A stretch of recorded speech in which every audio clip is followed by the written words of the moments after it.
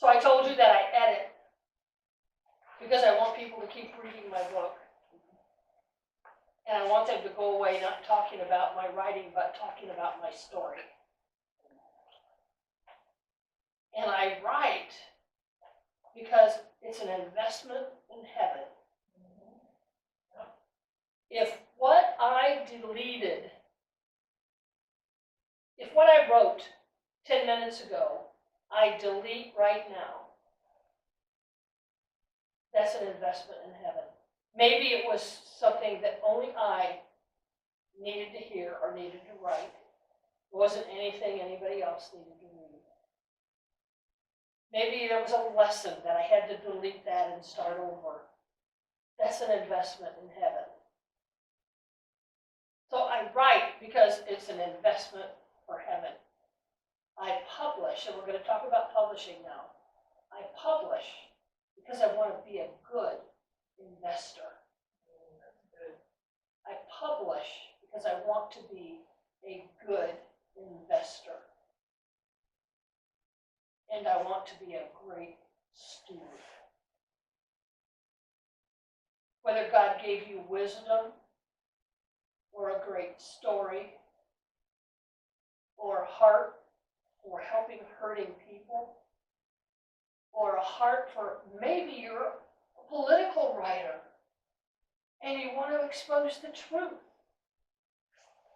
Whatever that why is that Robin helped you kind of hone in on, that's where your investment needs to go. You've seen writers wear these shirts that say, be careful what you say around me, I'm a writer. Because, yeah, it might show up in a book someday and you won't be the hero, yeah. Writers think that way. And we need to invest, we need to consider what other people give us is learning. As that's an investment in heaven. So somebody's mean to you at a traffic stop, or traffic corner, or somebody's mean to you. You can yell back at them, or you can say, "Thank you. I'm going to write about that." Oh,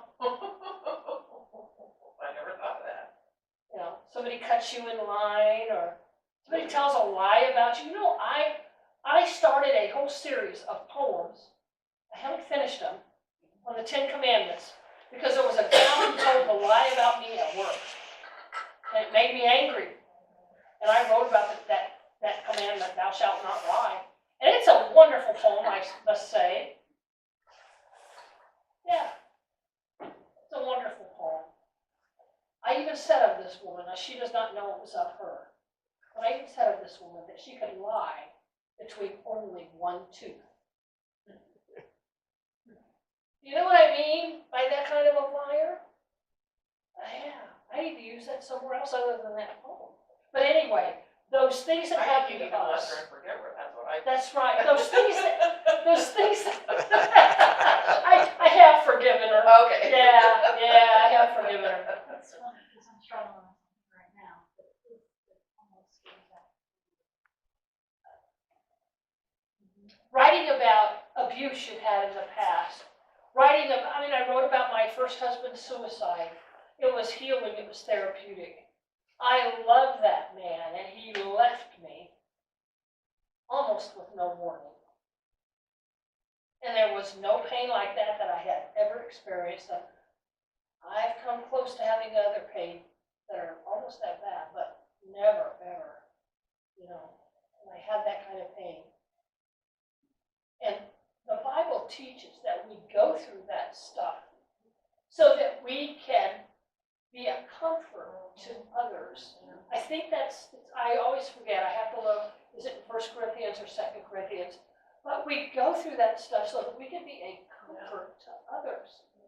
We can even be an example to an unbeliever. So anyway, writers, do we sit at home and say, chalk it up, I got another point? Or do we go to our computer and we write about it? Now we might not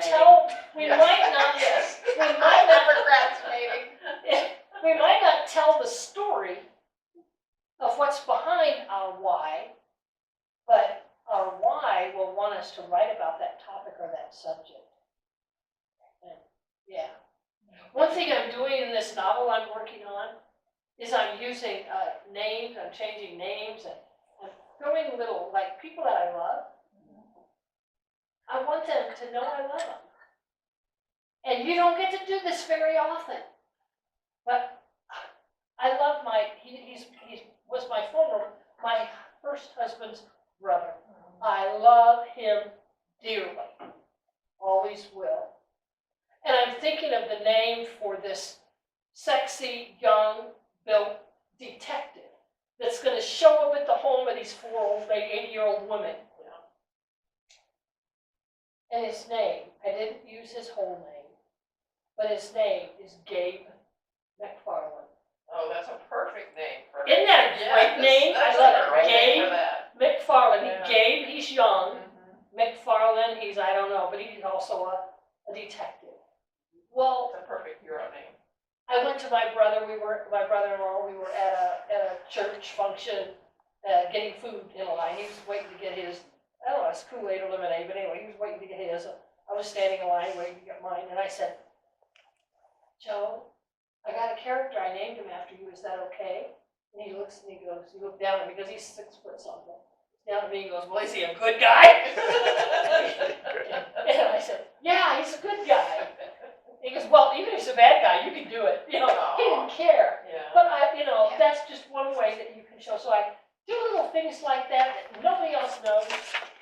People that know him will know. Oh, but nobody needs to know that. So that's another benefit of publishing that you don't get to do. You get to help your friends. So when we buy her book, we're like, I know the Yeah, Gabe I can is. picture Gabe right now. Yeah. Gabe is in his 60s now, but in the novel, You just blew the whole